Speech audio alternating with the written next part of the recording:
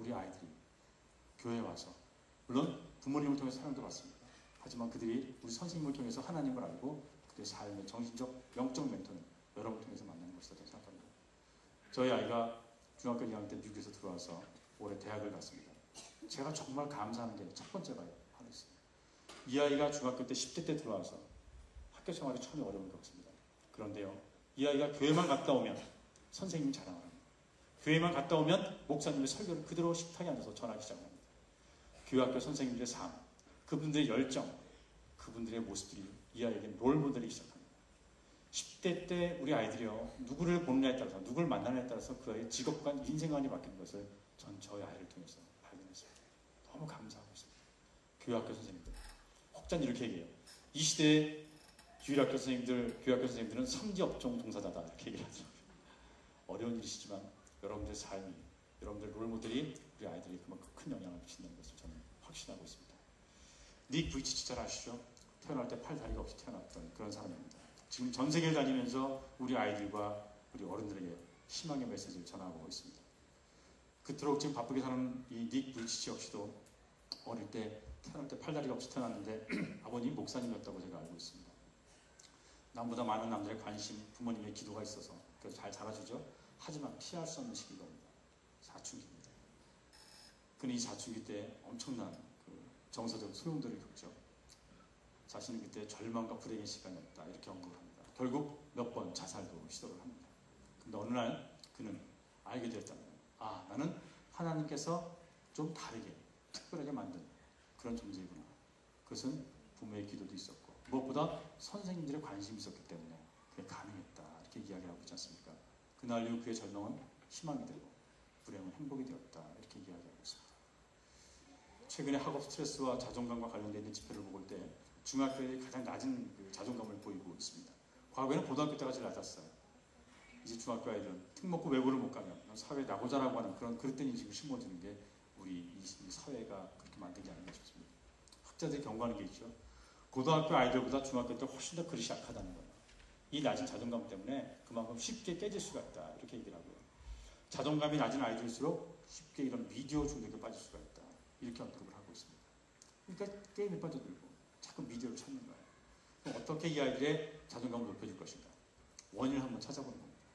이 아이가 낮은 자존감의 원인이 성적 때문인가, 친구관계 어려움인가, 아니면 감정의 지금 격변기를 겪고 있는가, 가정의 경제적인 어려움 때문인가? 그 원인을 찾았다면 그 아이를 위해서 어떤 목표를 이룰 수 있는 작은 단계를 하나 설정해 주는 겁니다. 무엇이든지 그 아이가 그걸 이뤄낼 수 있는 그런 기쁨을 경험하게 하고 그것을 이뤄냈을 때 격려, 칭찬, 지지, 축복의 메시지를 공개적으로 전환하는 겁니다. 그리고 그 아이의 강점을 한번 찾아보라는 겁니다. 모든 아이들이 다 좋은 성적 받을 수 없습니다. 모든 아이들이 다 좋은 가정에서 자랄 수 없습니다. 이 아이가 잘할 수 있는 강점이 뭔가? 노래인가? 그럼 찬양팀에 합류시키는 거예요. 그림인가? 아니면 체육활동인가? 그 아이의 강점을 찾아서 그걸 자꾸 부각시켜주고 그것을 격려하다 보면 그 아이의 떨어진 자존감은 자연스럽게 올라올 수 있다, 이렇게 이야기하고 있습니다. 더 좋은 게 하나 있다고 하죠. 부모와 자녀 간의 관계 회복을 경험하게 할 때 자존감은 더 확실하게 회복될 수 있다, 이렇게 이야기하고 있습니다. 페이싱 자이언트라는 영화 혹시 보셨는지 모르겠습니다. 믿음의 승부라는 그 영화로 국내에 지금 DVD로 들어와 있죠. 실제 소재를 배경으로 한 그런 영화입니다. 잠깐 보겠습니다.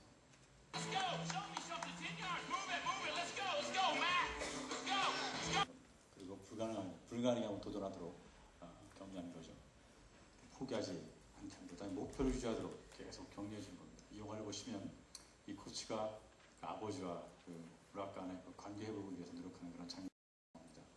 더 중요한 게 있죠. 바로 이 자리에 계신 선생님과 같은 우리 아이들 주변에 격려자가 있다는 겁니다. 그 격려가 있기 때문에 그를 위해서 중보의 기도해 주시고 늘 계속 지켜봐 주시면서 격려해 주시고 관심 가져주시고 칭찬해 주시고 사랑의 마음으로 함께 해주실 때 우리 아이들은 이 불악과 같은 그 이상의 역량을 발휘할 수 있는 이런 아이들이 되리라 믿습니다. 디모데후서 3장 말씀 잘 아시잖아요. 말세 때 이렇게 지칭하죠. 고통의 때라고 합니다. 부모를 거역하고 거룩하지 않고 절제하지 못합니다. 선한 것 좋아하지 않죠. 재미, 쾌락, 사랑하는 것은 하나님보다 더합니다. 경건의 모양만 있지 그 능력을 인정하지 않는다. 이런 시대, 우리 아이들이 직면하는 시대입니다. 사과와 토마토가 있습니다. 사과는 겉과속이 좀 다른 세계의 과일이죠. 토마토는 겉과속이 같은 겁니다. 흔히 우리들한테 이런 얘기를 합니다. 자들이 당신 교회 다녀? 크리스찬이야? 너 어쩜 그렇게 겉과 속이 달라?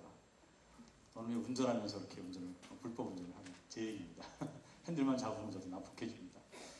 노력하려고 하지만 뭔가 배운 바대로 잘 되질 않고 지행합이 이루어지지 않고 언행이 익히지 않지 않는 그런 모습이 어쩌면 우리 크리스천들의 모습이라고 때로는 이 세상 사람들이 힐난하는 그런 모습이 아닐까 싶습니다.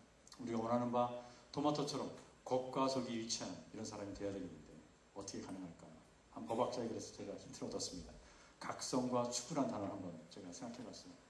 늘 깨어 정신을 차린 게 각성입니다. 그리고 어떤 뜻을 이룰 때까지 그걸 추구한 게 이 추구죠.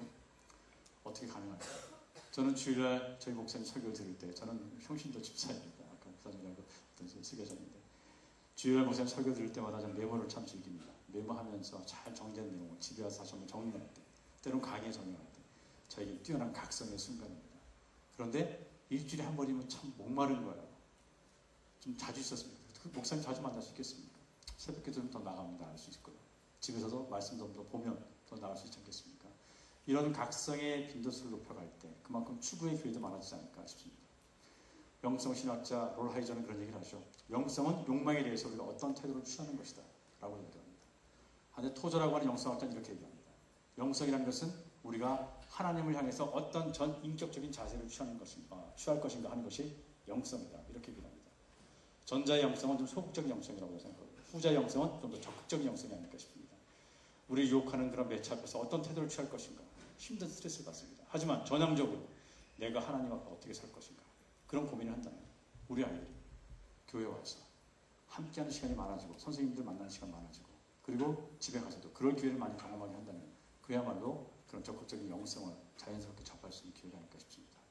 이 시대 아이들이 재미욕이 많으면 많을수록 교회에 와서 다양성을 경험할 수 있는 이런 기회를 만들어주시는 멋진 리더로서의 우리 선생님들이 꼭 되어주시기 바랍니다. 우리 아이들이 시대를 분별하고 또 거룩한 삶을 사는 이런 아이들이 되어야 되고 또 성령 충만한 삶을 경험하는 이번 여름 성경학교가 되었으면 좋겠습니다. 성령 충만이라고 할 때 그 충만이라는 단어를 그냥 직역을 하면 뭔가 가득 채우다 이런 뜻이라는 거예요. 그런데 이것이 좀 더 우리한테 피부에 와닿게 하기 위해서는 헬라어의 의미를 생각하면 된다고 하시더라고요. 저희 목사님께서. 헬라어의 충만은 플레오로다 이렇게 번역을 이렇게 발음을 하는데요. 이 플레오로의 뜻은 이런 뜻이라는 거예요. 바다를 향해 나가는 배에 그 돛에다가 바람을 가득 채워서 힘있게 바다를 향해 나갈 때 이게 충만이다. 그게 플레오로다 이렇게 얘기합니다. 우리 아이들이 이번 방학을 끝나면 또 세상을 향해 나가야 됩니다.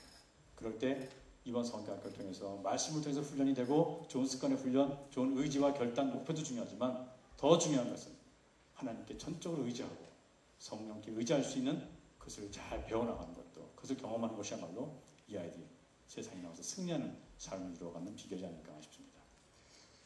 오늘 이런 비디오가 재미를 유혹하지만 거기에는 중독에 이르게 하는 중독에 이르게 하고 또 폭력적인 영상이 우리 아이들 인성과 영성에 영향을 주고 또 이런 비디오가 무엇보다 우리 아이들 뇌에 지금 심각한 장애를 초래한다 이런 말씀을 드렸습니다. 유혹 앞에서 스스로 욕망을 조절할 수 있는 자기 주도적 역량을 갖고 있는 뛰어난 영성을 겸비한 이 시대의 주한 장로교의 10대 아이들로 꼭 만들어주시기 바랍니다. 프랑스 시인 폴 바레리의 이야기를 영어서 마칠까 합니다. 생각한 대로 살지 않으면 사는 대로 생각한다는 것. 이 시대 아이들이 말씀을 통해서 또 우리 선생님들과 좋은 관계를 통해서 좋은 습관을 내면화시킬 때 이 아이들은 건강한 영성으로 자랄 수 있지 않을까 싶습니다. 그렇지 않다면 이 아이들은 미디어에서 보는 대로 보고 따르고 행동할 수밖에 없습니다. 우리 아이들이 한 사회의 멋진 리더로 자라갈 수 있도록 우리 선생님들의 각별한 관심과 기도와 또 격려가 필요하지 않을까 싶습니다. 이상으로 오늘 강의 정리하겠습니다. 고맙습니다.